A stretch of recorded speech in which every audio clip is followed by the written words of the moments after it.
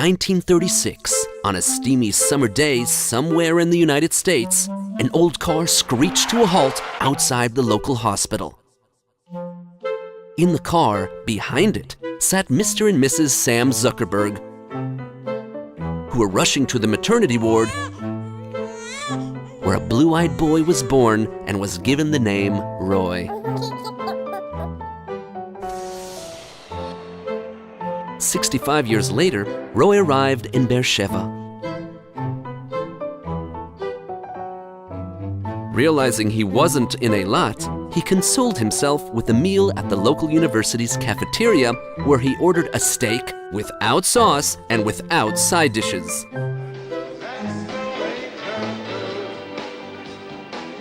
That's the Way Love Goes by the Spinners was playing in the background, taking Roy back to the poolside at the Beverly Hills Hotel where he had spent his holiday the previous year. Then too, the song played in the background, and just as it ended, a long-haired man sat down next to him.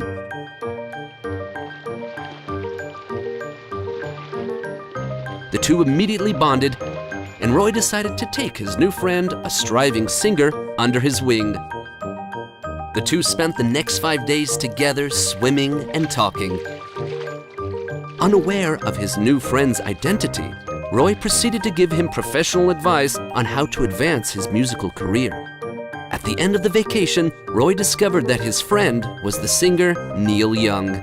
Young's successful career did not change as a result of this encounter, but he did report a significant improvement in his butterfly stroke.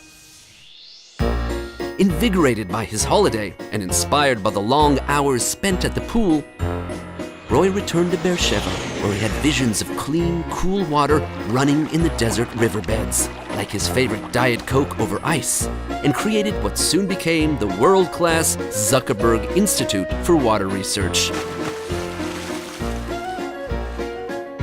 Here, he discovered the excitement of scientific discovery and the passion of being involved in a project with life-saving applications and international impact, while keeping his father's legacy alive.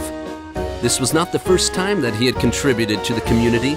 He also supported the North Shore Long Island Red Cross and Jewish Health System, and prior to that, the Schubert Theater on Broadway, which, thanks to him, tripled its sales of tickets to Chorus Line.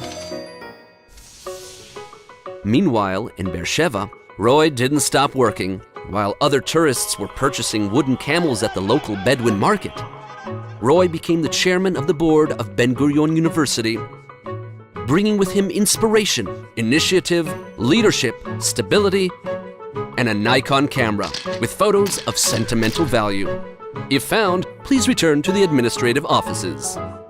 Later, after transforming the university's investment committee into one of the most successful in Israel and initiating the chairman's council, he fell in love with the Idon Reichel Project's music.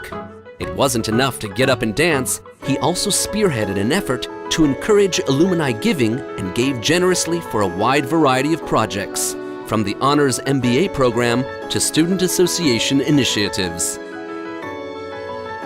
In addition, Roy supported the establishment of a nanotech fabrication facility and the emergency campaign during Operation Cast Lead, and a whole new generation of future musicians at the Netivot Yoram School.